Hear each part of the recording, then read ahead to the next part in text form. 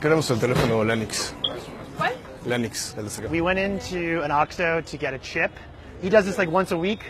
This is a normal activity. So basically, what you just switch it out? That's what we're doing. This is only one thing that you can make in Mexico. To buy a chip in other countries, you need like an ID or something. Or in Mexico, it's just like But here, you can just buy SIM cards. Yeah. Mexico rules. That's great. Carlos Merlo compra 100 chips a la semana, por ejemplo. Lo dijo en la entrevista. Carlos Merlo buys 100 SIM cards, you think? Yeah. I cannot wait to meet him. How many offices do you have? Right now, 17. 17? What's in an office for you? What do you typically have going on in one of these? A lot of millennials. A lot of millennials? Yes. Here is where we make memes. You're making memes. So this is other communication agencies.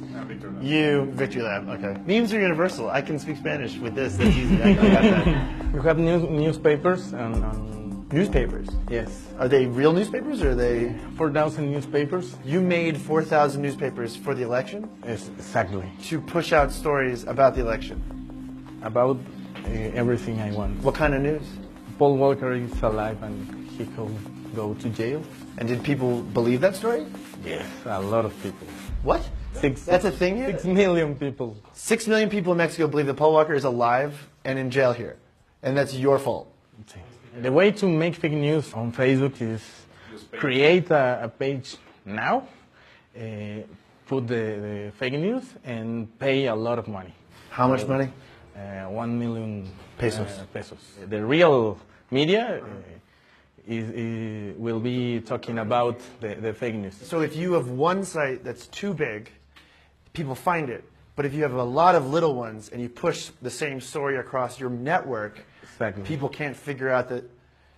It's very smart. Exactly. And terrifying, but smart. Do your posts on Twitter go viral? Do they trend?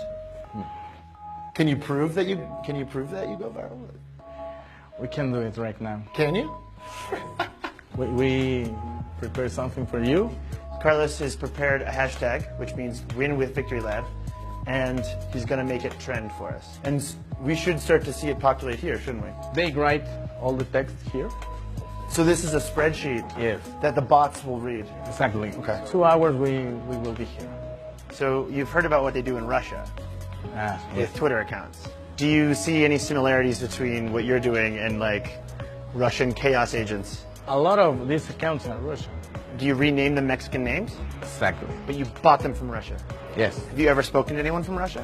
When you buy it, when you send the PayPal PayPal. receipt, Which one of you guys is Mr. Beans? Any of you guys one of these accounts? No? You wouldn't tell me if you were, would you?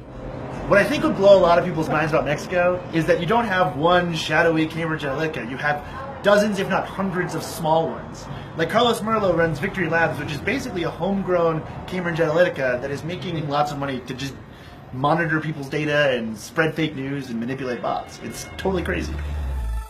Vengo aquí al Estado de México, a mi tierra.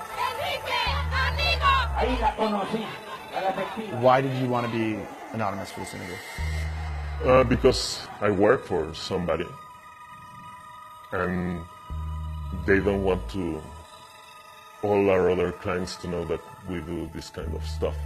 What does your firm not want your clients to know?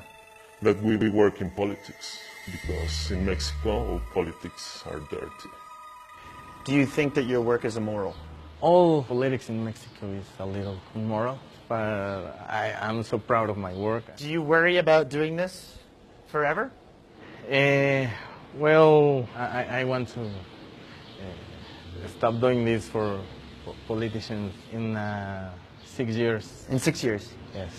See the next campaign. Yes. You want to do one more campaign? I will win the next president and stop. You will basically elect a president and then you'll quit. Yes, yes, yes.